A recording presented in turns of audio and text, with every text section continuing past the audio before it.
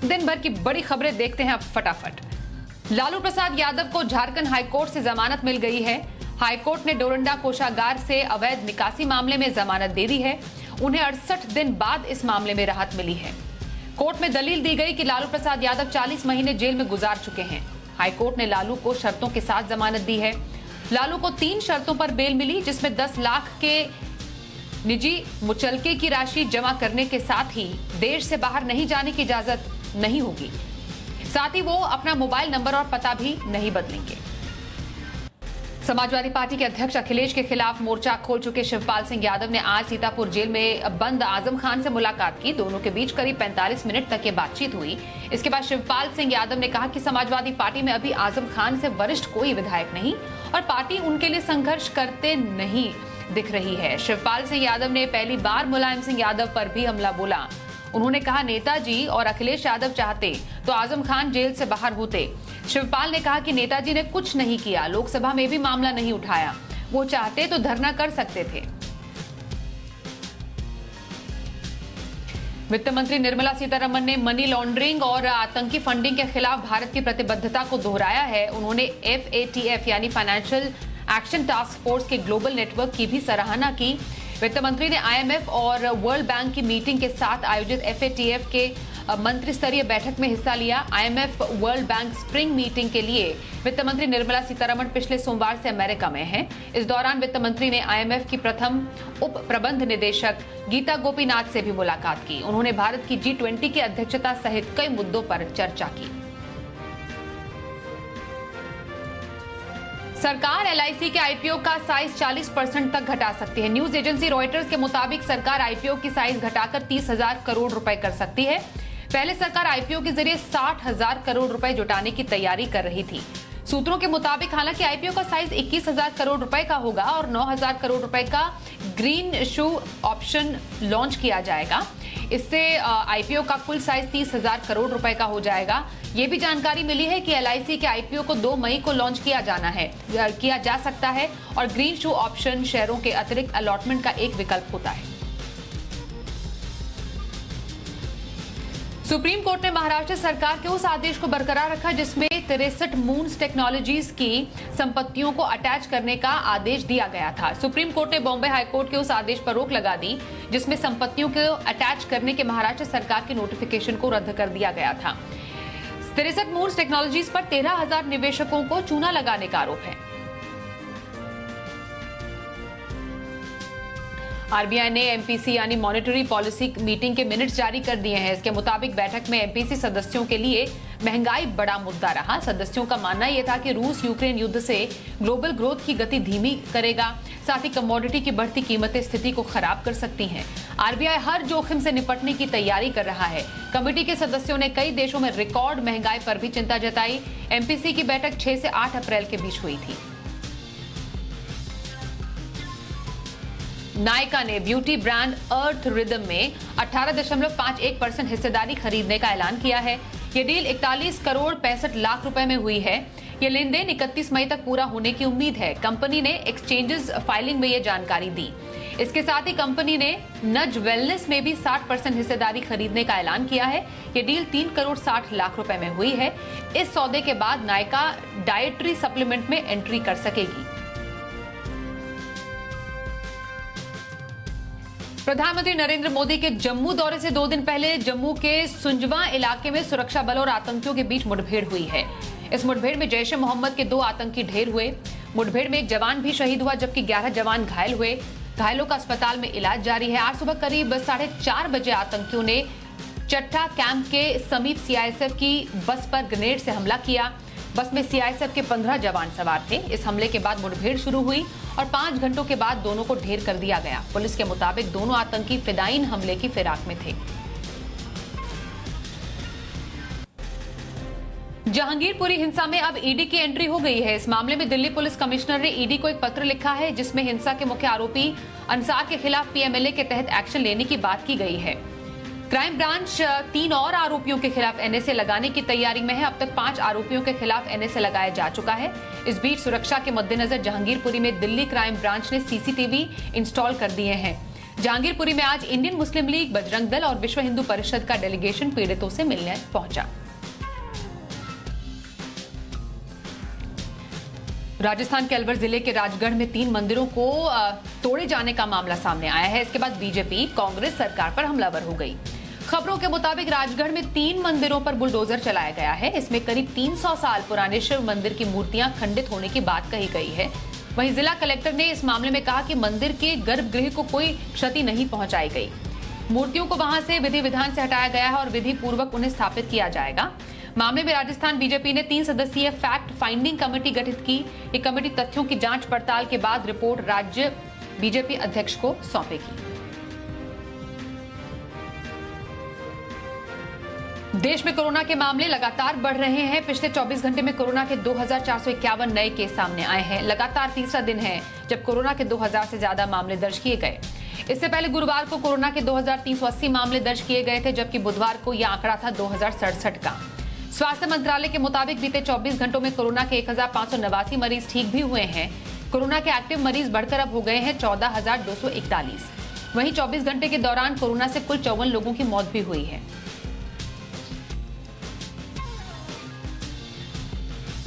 आइए अब देखते हैं आज की कवर स्टोरीज।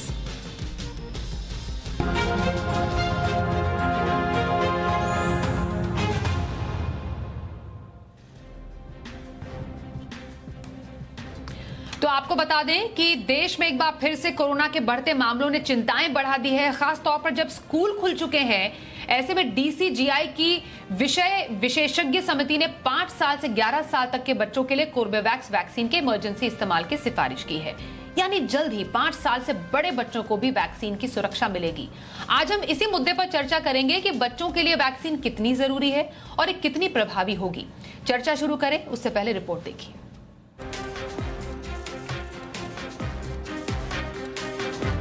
देश में बढ़ते कोरोना के मामलों ने लोगों की चिंताएं और बढ़ा दी हैं। खास तौर पर स्कूल खुलने के बाद बच्चों में कोरोना फैलने का खतरा भी बढ़ गया है। दिल्ली के स्कूलों में कई बच्चे संक्रमित भी मिले हैं। ऐसे में 5 साल तक के बच्चों की सुरक्षा के लिए वैक्सीन बेहद जरूरी हो गई है। ऐसे में डीसीजीआई यानी drug controller general of India की सब्जेक्ट एक्सपर्ट कमेटी ने कोर्बेवैक्स वैक्सीन को लेकर इमरजेंसी इस्तेमाल की सिफारिश की है। ये सिफारिश 5 से 11 साल के बच्चों के लिए है। अब एसईसी की सिफारिशों के बाद डीसीजीआई प्रतिबंधित इमरजेंसी इस्तेमाल को मंजूरी देगी। हैदराबाद स्थित फर्म बायोलॉजिकल ई की ओर से विकसित कोर्बेवैक्स कोविड-19 के खिलाफ देश की पहली स्वदेशी रूप से विकसित आरबीडी प्रोटीन सब यूनिट वैक्सीन है।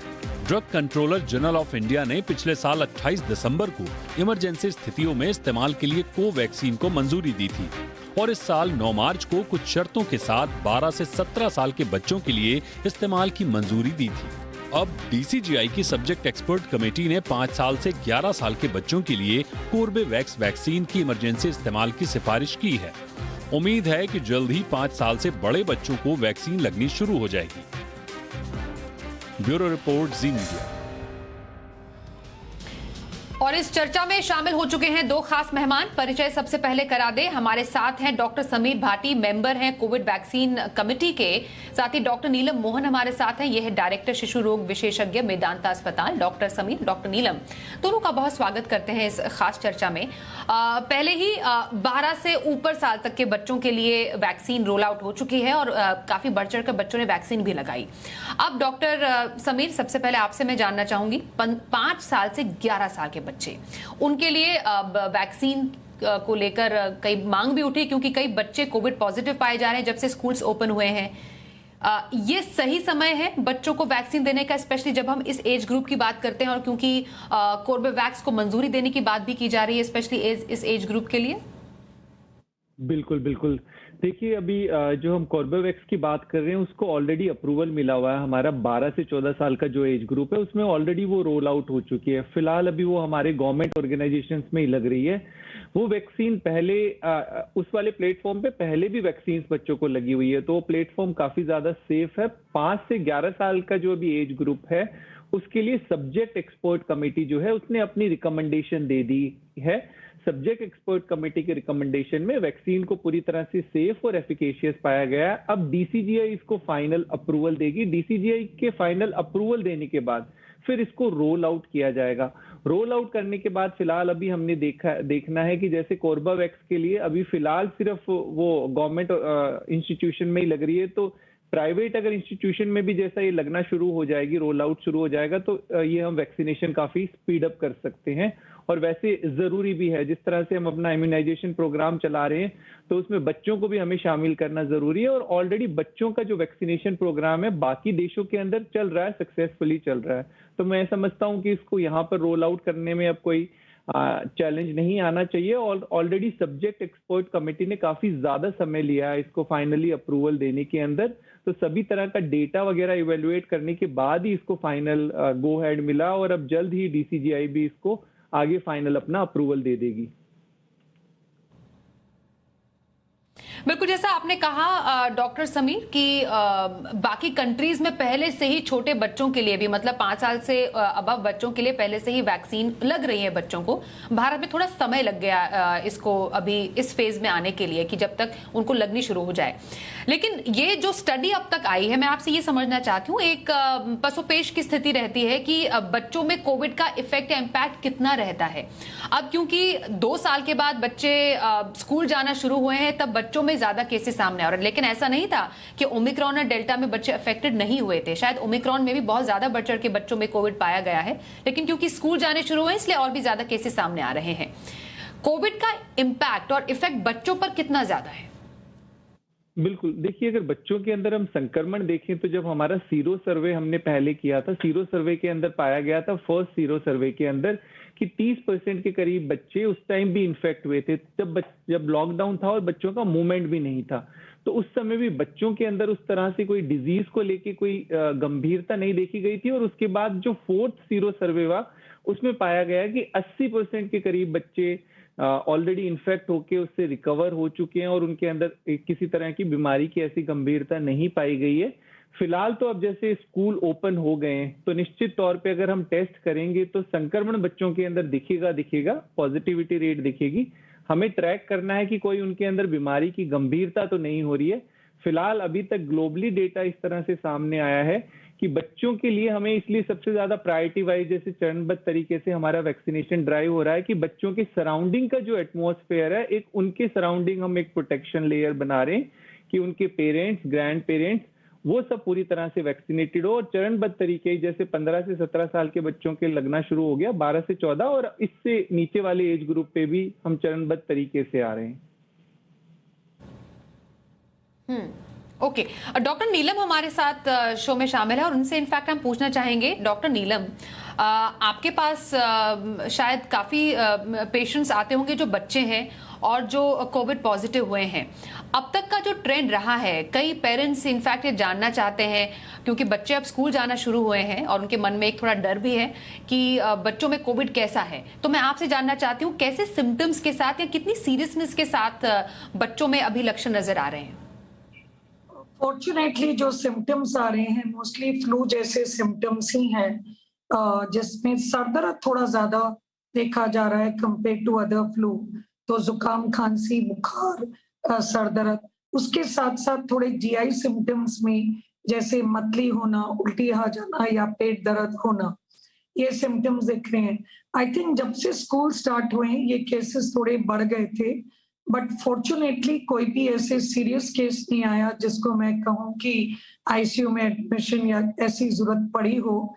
Majority of them do improve the response, उनकी सिम्टोमेटिक ट्रीटमेंट देने से इम्प्रूव हुई है। लेकिन जो बच्चे के माँ बाप को मैं बताना चाहूंगी जिनको कोई लिवर प्रॉब्लम या किडनी प्रॉब्लम या डायबिटीज ये वो है, उनको थोड़ा सतर्क रहना चाहिए। ओके, बेसिकली जो कोमॉर्बिडिटीज हैं वो वाले बच्चों में एज डॉक्टर भाटी, मतलब कोमॉर्बिडिटीज वाले जो वैसे भी पेशेंट्स रहे हैं, चाहे वो बच्चे हो, चाहे वो अडल्ट्स हो, चाहे वो बूढ़े हैं, उनको हमेशा से ही प्रॉब्लम रही है। यही बच्चों में भी हमें देखने की जरूरत है क्योंकि बच्चे अपने सिम्टम्स बता नहीं पाते हैं। डॉक्टर समीर, हम समझते हैं ये नॉर्मली हम मार्च अप्रैल का टाइम नॉर्मल फ्लू का भी होता है, सीजनल फ्लू का भी होता है, बच्चे को खांसी जुकाम बुखार तो लग ही जाता है, पेट खराब होता है, उल्टियां भी आती हैं, लेकिन उसको डिस्टिंग्विश करना, आइडेंटिफाई करना कि ये कोविड है कि नहीं है, ये पेरेंट्स के लिए काफी बार मुश्किल हो जाता है। बिल्कुल, बिल्कुल। देखिए जब पैंडेमिक की हम बात करते हैं तो डेफ़िनेटली हमें एक बार कोविड को रूल आउट करना ज़रूरी हो जाता है। बच्चों को देखिए वैक्सीनेट करना इसलिए भी ज़रूरी है कि बच्चों की अगर हम बात करें तो घर पर भी काफ़ी सारे हमारे हर एक घर के अंदर कोई ना कोई ऐसे वल्नरेबल लोग भी होते हैं, चाहे एल्डरली लोग हैं वो भी काफ़ी वल्नरेबल है। एक इस कारण से बच्चों को वैक्सीनेट करना ज़रूरी है।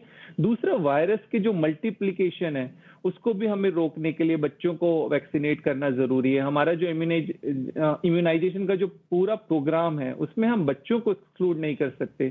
तो ये काफ़ी सारे कारण हैं इस वजह से हमें बच्चों को और एक पेरेंट्स का भी कॉन्फिडेंस अभी भी काफ़ी सारे पेरेंट्स का यही सवाल रहता है। इनफैक्ट जब 12 से 14 साल के बच्चों के लिए वैक्सीन लग गई है और छोटे बच्चों को अभी वैक्सीन नहीं लगी है, तो पेरेंट्स को यही अभी भी अंदर एक संशय रहता है कि नहीं हम बाहर जाते हैं, बच्चों को हम तो इन्फेक्शन नहीं दे देंगे। मतलब एक अभी भी एक चिंता का एक डर, उनको एक एंग्जायटी बच्चों को लेके निश्चित तौर पे रहती है।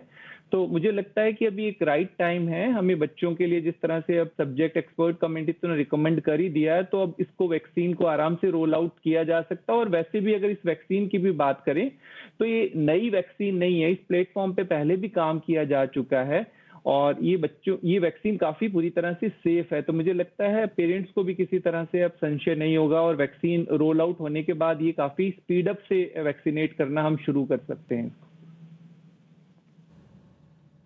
बिल्कुल डॉक्टर नीलम, पेरेंट्स जब इन केस अगर किसी का बच्चा कोविड पॉजिटिव है या बच्चे की तबीयत ठीक नहीं है, सस्पेक्टेड कोविड है, तो पेरेंट्स के लिए डिफिकल्टी हो जाती है कि टेस्ट कराएं ना कराएं। दूसरी बात यह है कि किस तरीके का मेडिकेशन बच्चे को देना चाहिए, सिम्टम्स को कैसे ट्रीट किया जाए। तो मैं पेरेंट्स के इस कंफ्यूजन को दूर करने के लिए आपसे जानना चाहती हूँ कि किसी पेरेंट को पता चलता है कि बच्चे में ऐसे सिम्टम्स नजर आ रहे हैं तो उन्हें क्या स्टेप वाइज एक्शन लेने की जरूरत है? देखिए पहली बात तो जब सिम्टम्स आ रहे हैं तो जनरली हम जो एक दूसरे को पूछते हैं कि क्या स्कूल में और किसी बच्चे को हुआ था।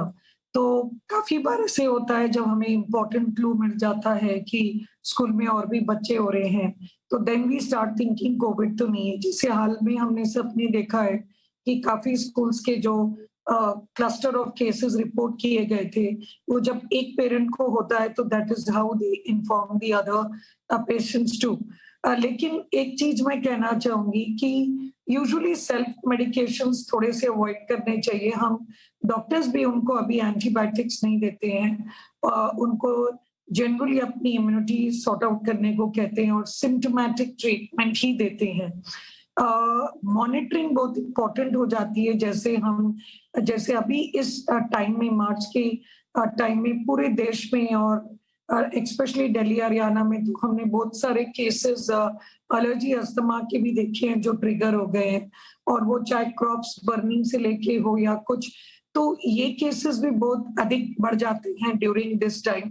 और अस्थमा भी जैसे पेशेंट्स जिनको टेंडेंसी होती है वो कोविड से भी ट्रिगर हो जाता है। तो मेरे पास भी काफी पेशेंट्स अभी एडमिट थे जो अस्थमा जैसे सिम्टम्स को लेके ट्रिगर हो गए थे, और अगर आपका अच्छी तरीके से कंट्रोल होता है तो ऑब्वियसली उनको एडमिशन की जरूरत ही नहीं पड़नी चाहिए। द वेरी फैक्ट दैट उनको एडमिशन की जरूरत पड़ी, दैट मीन्स वो ट्रिगर, उनका जो सिम्टम सांस लेने की तकलीफ है वो ज्यादा हो गई, और this Covid can also give rise to. तो ये भी पेरेंट्स को थोड़ा सतर्क रहना चाहिए। और बेसिकली जब हम बात करते हैं, जैसे रिसेंटली थर्सडे के दिन जॉन हॉपकिंस यूनिवर्सिटी की जो डायरेक्टर है अनीता गुप्ता, उसने बड़ी एक अच्छी सी बात की है कि vaccine iniquity is a very important cause जिसके कारण हम ग्लोबली कोविड को हरा नहीं पा रहे हैं।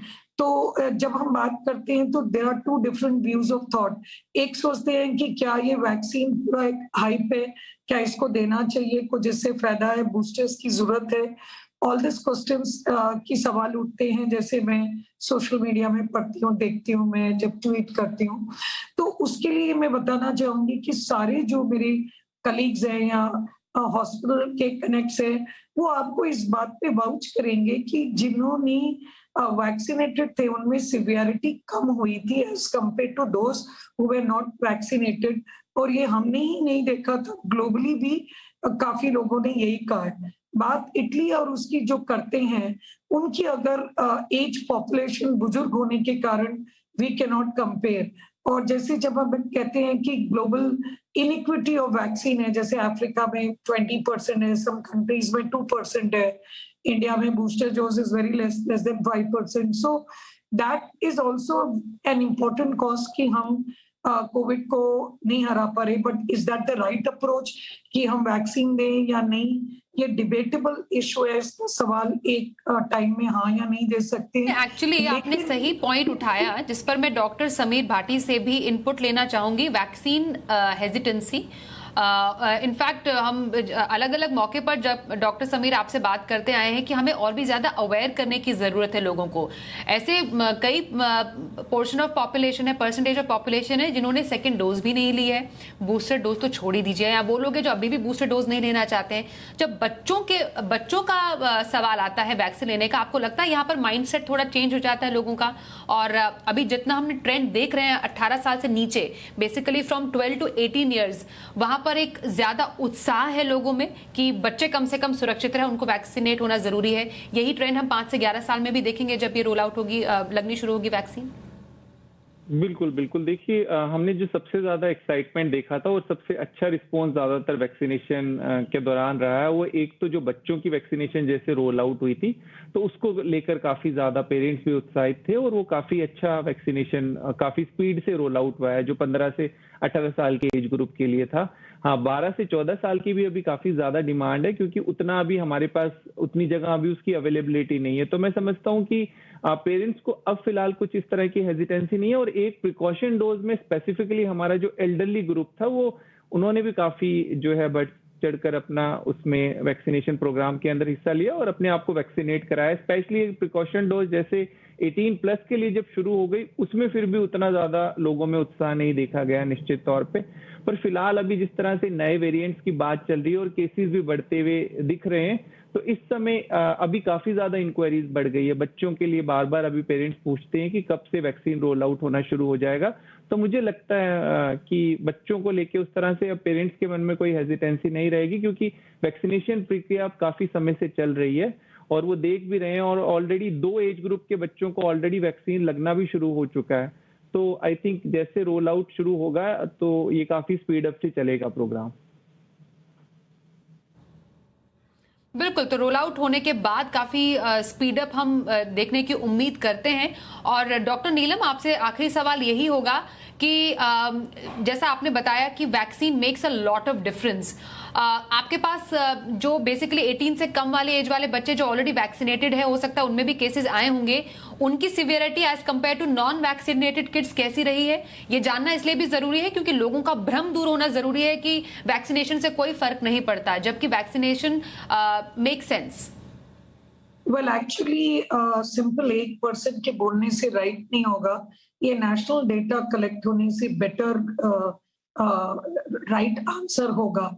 लेकिन मैं इतना कह सकती हूँ कि जब हम किसी भी चीज की बात करते हैं, वैक्सीन को लेके स्पेशली, तो हम 2 चीज बहुत जरूरी देखते हैं, उसकी एफिकेसी के साथ साथ उसके साइड इफेक्ट्स।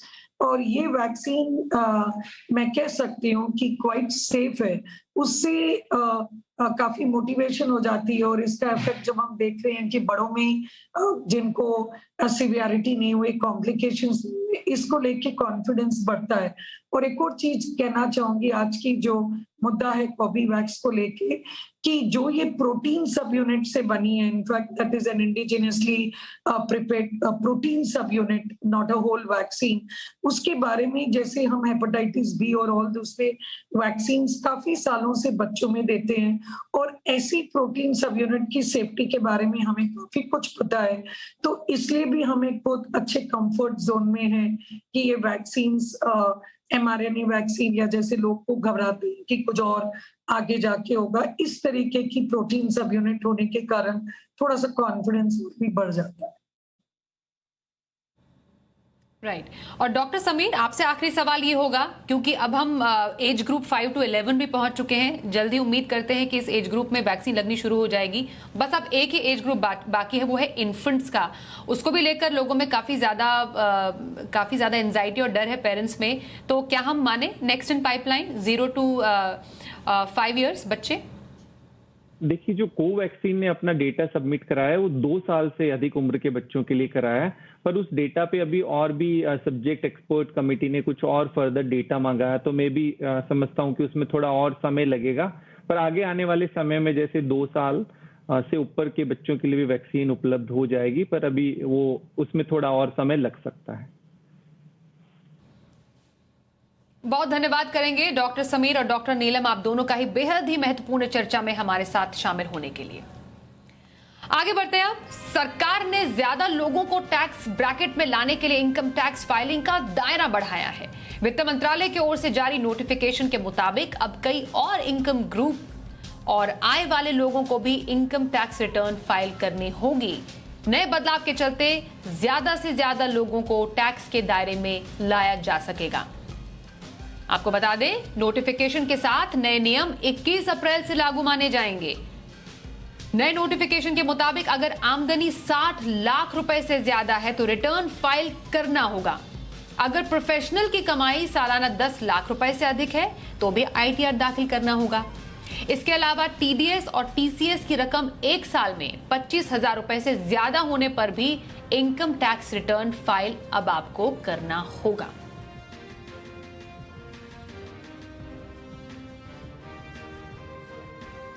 और क्या क्या है शर्तें, इससे क्या असर पड़ेगा, इस पर चर्चा करने के लिए हमारे साथ टैक्स एक्सपर्ट अमित पटेल शामिल हो चुके हैं शो में। अमित जी, बहुत स्वागत करते हैं। ये बहुत ही दिलचस्प खबर है जो कि हम आपके जरिए और बहुत ही डिटेल में समझना चाहते हैं सर, कि इन नए इनकम टैक्स नियमों का मतलब हम किस तरह से समझे। अगर आप सरल भाषा में समझा पाए कि दायरा बढ़ने से क्या फायदा होगा। जी, इनकम टैक्स को सरल भाषा में समझाने की कोशिश करूंगा, लेकिन प्रॉमिस नहीं करता हूं क्योंकि एक्ट बहुत ही कॉम्प्लिकेटेड हो गया है। लेकिन फिलहाल जो रूल्स है, जो सेक्शन है, उसके हिसाब से कोई भी इंडिविजुअल टैक्स पेयर है, उसकी टैक्सेबल इनकम अगर 2.5 लाख रुपए से कम है तो उसे इनकम टैक्स रिटर्न फाइल करना कंपलसरी नहीं है उसके लिए। लेकिन जो सेक्शन इसके लिए जो बना है, सेक्शन 139, उसमें एक पावर गवर्नमेंट को ये दिया गया है कि वो कोई भी क्लास ऑफ टैक्स पेयर्स को नोटिफाई कर सकते हैं जो कि जिनकी इनकम थ्रेशोल्ड लिमिट से कम हो, फिर भी उन्हें टैक्स रिटर्न फाइल करना कंपलसरी हो जाता है।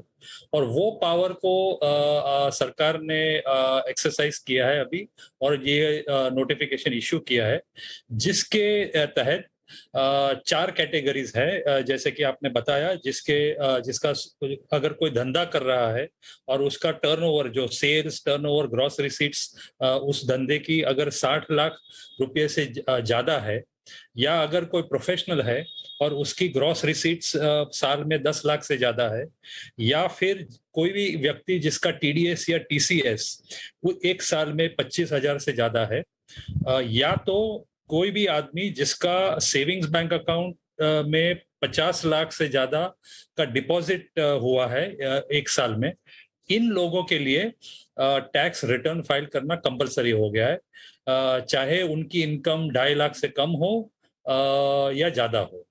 तो इसकी वजह से कई लोग जो थे, जो कि रिटर्न फाइल नहीं करते थे, ये ऐसा कोई भी कारण हो सकता है उसके लिए, लेकिन अब अगर उनकी टर्नओवर या उनका टीडीएस का फिगर या उनकी सेविंग्स अकाउंट में डिपॉजिट के फिगर ये जो थ्रेशोल्ड से ज्यादा हो जाते हैं, तो उनके लिए टैक्स रिटर्न भरना कंपलसरी हो जाएगा। इसकी वजह से जो देश में जितने लोग टैक्स रिटर्न फाइल करते हैं, टैक्स फाइलर्स जिसे कहते हैं, उसकी संख्या बढ़ने की संभावना है।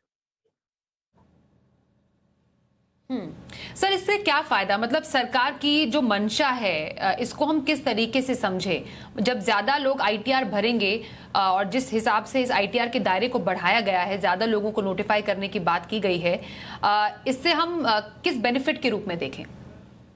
नहीं, इसमें बेनिफिट का कोई सवाल नहीं है। टैक्स पेयर के लिए तो कोई बेनिफिट नहीं है, लेकिन सरकार के लिए जरूर बेनिफिट है, क्योंकि आपको पता होगा और हमारे दर्शकों को भी पता होगा कि सरकार के पास बहुत सारी इंफॉर्मेशन आती है कई जगहों से, जैसे कि म्यूचुअल फंड से, जैसे कि रजिस्ट्रार के दफ्तर से, जहां पर इमूवेबल प्रॉपर्टीज के जितने भी दस्तावेज रजिस्टर किए जाते हैं और उनकी वैल्यू 50 लाख से ज्यादा है तो उनका भी रिपोर्टिंग होता है। इस तरह से बहुत सारी इंफॉर्मेशन सरकार के पास आती है और ये सब इंफॉर्मेशन या डेटा जिसे कहते हैं, उस डेटा का वो इनकम टैक्स डिपार्टमेंट का एक पूरा डिपार्टमेंट है जो कि इस डेटा की एनालिसिस करता है।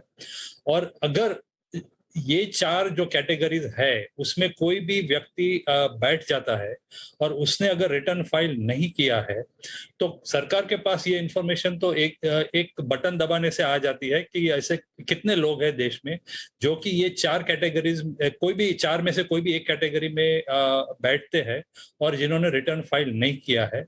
और सरकार का ये मानना है कि अगर कोई भी आदमी की फाइनेंशियल ट्रांजैक्शंस एक लेवल के ऊपर है तो उनका प्रिजम्पशन ये है कि ये आदमी टैक्सेबल इनकम अर्न कर रहा है, उतना कमाता है साल में और उसको रिटर्न भरना चाहिए। तो सरकार के लिए ये आसान हो जाएगा ये तय करना कि कितने लोग जो है जो कि ये 4 कैटेगरीज में कोई भी एक में बैठते हैं और लेकिन रिटर्न फाइल नहीं कर रहे हैं। और उस डेटा एनालिसिस की मदद से सरकार इन लोगों के पीछे कार्यवाही कर सकती है। बिल्कुल, तो 21 अप्रैल से नए बदलाव लागू माने जाएंगे। सरकार ने आईटीआर का दायरा बढ़ा दिया है और नोटिफिकेशन भी उसके लिए जारी कर दिया है। अमित जी, बहुत धन्यवाद करेंगे इसके मायने और इसकी अहमियत हमें बताने के लिए। आगे बढ़ते हैं। ब्रिटिश प्रधानमंत्री बोरिस जॉनसन के भारत दौरे का आज दूसरा दिन है। पीएम मोदी और ब्रिटिश प्रधानमंत्री बोरिस जॉनसन के बीच दिल्ली के हैदराबाद हाउस में बैठक हुई। इस दौरान दोनों के बीच स्ट्रेटेजिक डिफेंस, डिप्लोमेसी और इकोनॉमिक पार्टनरशिप पर चर्चा हुई। हिंद और प्रशांत महासागर में चीन की चुनौती के मद्देनजर सुरक्षा सहयोग भी बातचीत का अहम हिस्सा था।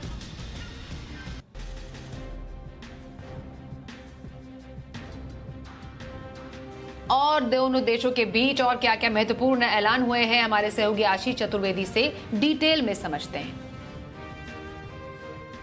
देखिए, यूके के प्राइम मिनिस्टर बोरिस जॉनसन के भारत दौरे का आज दूसरा दिन है और दोनों देशों के ट्रेड के लिए इसको काफ़ी अहम दौरा माना जा रहा है, क्योंकि अगर आप देखें तो सबसे बड़ी बात यही है कि दोनों देशों के बीच में जो फ्री ट्रेड अग्रीमेंट यानी FTA है, इसको लेकर सहमति बन चुकी है और माना जा रहा है कि इस साल के अंत तक दोनों देशों के बीच में जो है FTA करार हो जाएगा। और ये काफ़ी सिग्निफिकेंट है क्योंकि इस FTA के चलते साल 2030 तक माना जा रहा है कि फिलहाल जितना ट्रेड इंडिया और यूके के बीच में होता है, 2030 तक ये पूरा ट्रेड दुगना हो जाएगा। और भी अगर आप देखें तो काफ़ी सारे अहम ऐलान दोनों देशों की तरफ से देखने को मिल रहे हैं। वैसे भी हम लगातार आपको इस कवरेज के माध्यम से बता रहे हैं कि दोनों देशों की जो कंपनीज है वो काफ़ी सारे करार कर रही हैं। मिसाल के तौर पर देखें तो रिन्यूएबल्स में, हाइड्रोजन में, IT में, आर्टिफिशियल इंटेलिजेंस है, साथ में अगर आप देखें तो हेल्थ केयर है, फार्मा है, इन सभी सेक्टर्स को लेकर काफ़ी सारी कंपनी जो है दोनों देशों की वो मिलकर करार कर रही हैं, जिसके चलते माना जा रहा है कि दोनों देशों के बीच में जो ट्रेड है वो काफ़ी ज़्यादा बूस्ट होते हुए भी नजर आएगा।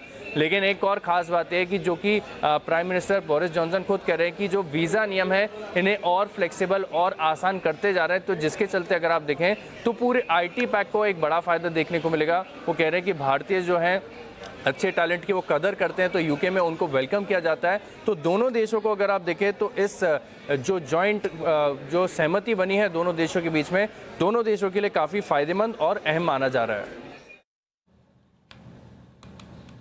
वहीं पीएम बोरिस जॉनसन के संबोधन का अंदाज भी काफी जोरदार रहा। बोरिस ने आज अपने संबोधन में कहा, नरेंद्र माय खास दोस्त, इस चुनौतीपूर्ण समय में मेरा मानना है कि हम खास दोस्त हैं और करीब हो जाते हैं। What a pleasure it is to be here in Delhi this morning with my friend Prime Minister Modi, and thank you for the fantastic welcome that you've given us, Narendra. This is, I think, a very auspicious moment in a relationship and a friendship between two democracies. और India 360 degree की खास पेशकश में अब देखते हैं मामला क्या है।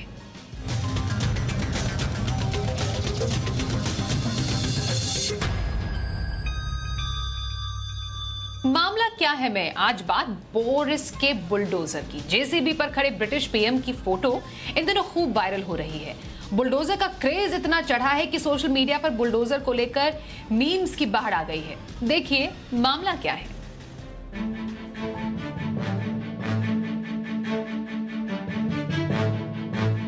देश में इन दिनों बुलडोजर काफी चर्चा में है। यूपी चुनाव के दौरान बुलडोजर खूब सुर्खियों में भी रहा। यहाँ तक कि सीएम योगी आदित्यनाथ को लोग बुलडोजर बाबा के नाम से पुकारने लगे। यही नहीं, बुलडोजर का क्रेज एमपी तक पहुंचा, जहां बड़े बड़े पोस्टर लगाकर सीएम शिवराज सिंह चौहान ने खुद को बुलडोजर मामा कहा। अब ब्रिटेन के प्रधानमंत्री की वजह से भी बुलडोजर चर्चा में है। यानी यूपी से शुरू हुआ बुलडोजर अब इंटरनेशनल हो गया है। दरअसल यूके के प्रधानमंत्री बोरिस जॉनसन भारत के दौरे के दौरान गुजरात के मुख्यमंत्री भूपेंद्र पटेल के साथ पंचमहल में जेसीबी फैक्ट्री पहुंचे। घूमते घूमते वो अचानक एक बुलडोजर पर चढ़ गए। बस यहीं से वीडियो सोशल मीडिया पर वायरल हो गया। यही नहीं, ट्विटर पर बुलडोजर ट्रोल होने लगा। सोशल मीडिया पर मीम्स की बाढ़ आ गई।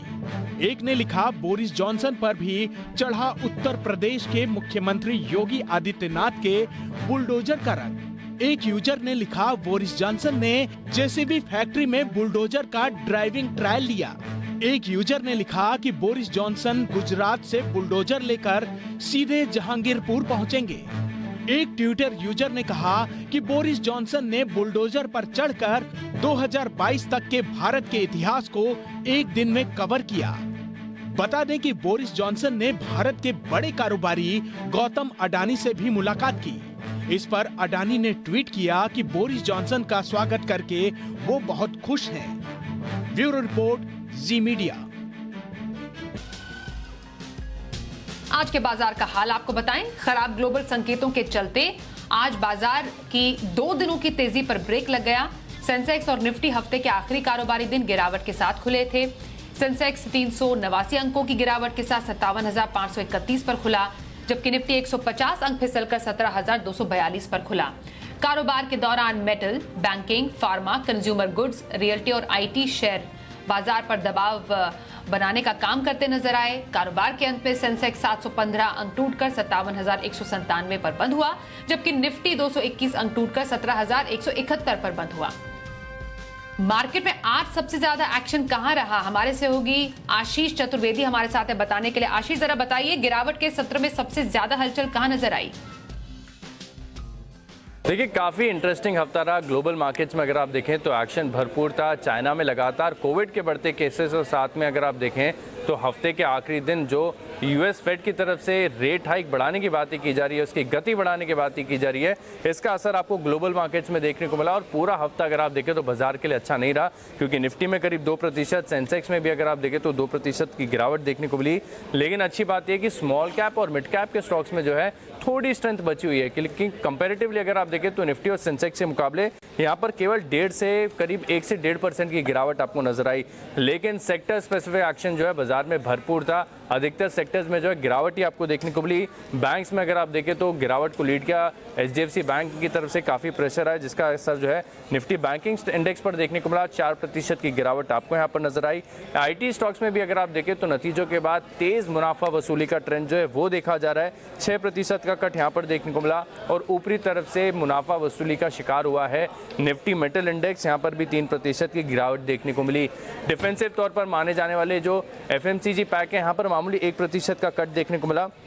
सिर्फ निफ्टी एनर्जी एक ऐसा पैक है जहां पर आपको ठीक ठाक 3% के गेंस देखने को मिले। और उम्मीद के विपरीत निफ्टी ऑटो की तरफ से भी जो देखें तो प्रदर्शन ठीक ठाक रहा, करीब 3% के गेंस यहां पर भी नजर आए। स्टॉक स्पेसिफिक एक्शन की बात कर लेते हैं तो निफ्टी का बड़ा गेनर जो है कोल इंडिया, क्योंकि कोल सप्लाई की जो दिक्कतें हैं ये अब दोबारा शुरू हो गई हैं, ऐसी खबरें आ रही हैं, तो इसका एक असर देखने को मिला। यहाँ पर देखें तो पूरे हफ्ते के दौरान 8.5% का बड़ा मूव यहाँ पर देखने को मिला। इसके अलावा दिग्गज हैवीवेट इंडेक्स रिलायंस इंडस्ट्रीज यहाँ पर भी देखें तो 8% की तेजी आई।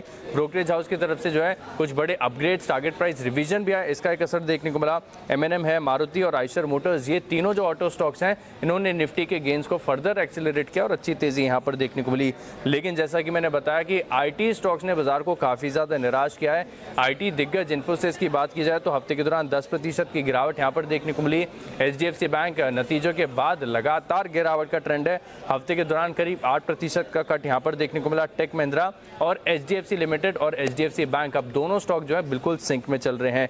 ब्रॉडर मार्केट्स की चर्चा कर लेते हैं तो देखिए MRPL और चेन्नई पेट्रो, ये दो स्टॉक ऐसे हैं जो पूरे हफ्ते के दौरान जो है पूरे बाजार को आउट परफॉर्म किया है। करीब 33% के गेन सिर्फ एक हफ्ते के दौरान जो है MRPL में नजर आए। इसके अलावा बोरोसिल रिन्यूएबल्स यहाँ पर 25% की तेजी नजर आई। NLC इंडिया, क्योंकि ये भी कोल और एनर्जी पैक से जुड़ा हुआ स्टॉक है तो ये भी लगातार रडार पर बना रहा, 20% की तेजी यहाँ पर देखने को मिली। केपरी ग्लोबल जैसे स्टॉक्स में भी देखें तो 16 से 17% का जो मूव है आपको नजर आया। लेकिन L&T इन्फोटेक यहाँ पर भी देखिए एक और IT स्टॉक है जो नतीजों के बाद यहाँ पर थोड़ी गिरावट देखने को मिली। Solara Active, Indiabulls Real Estate और रैलिस इंडिया कमजोर नतीजों के बाद जो है बड़ी गिरावट यहाँ पर भी नजर आई। रिजर्व बैंक ने बैंकों और गैर बैंकिंग कंपनियों के डेबिट और क्रेडिट कार्ड जारी करने पर मास्टर सर्कुलर जारी किया है। इसमें ग्राहकों की भलाई और बैंकों के कामकाज के लिहाज से कई अहम बातें हैं। RBI ने कहा है कि अगर बैंक एप्लीकेशन मिलने के 7 वर्किंग डेज में क्रेडिट कार्ड बंद करने का प्रोसेस पूरा नहीं करते हैं तो उसे अकाउंट क्लोज करने तक हर दिन 500 रुपए का जुर्माना देना होगा। ये गाइडलाइंस 1 जुलाई 2022 से लागू होंगी। नए नियमों के मुताबिक कार्ड होल्डर को क्रेडिट कार्ड बंद किए जाने की सूचना तुरंत SMS या ईमेल के जरिए देनी होगी।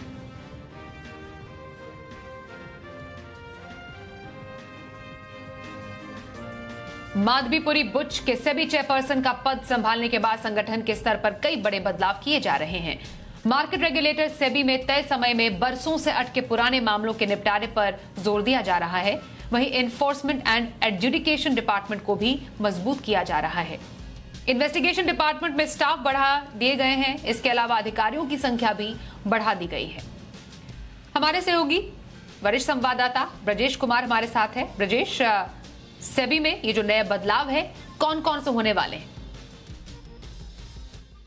सेबी के कामकाज को और चुस्त दुरुस्त बनाने के लिए कई सारे बड़े बदलावों पर काम किया जा रहा है, जिसमें सबसे अहम है कि जो मामलों का निपटारा करता है यानी एनफोर्समेंट एंड एडजुडिकेशन डिपार्टमेंट, यहाँ पर अधिकारियों और कर्मचारियों की संख्या बढ़ाई जा रही है ताकि मामलों का जल्दी निपटारा किया जा सके।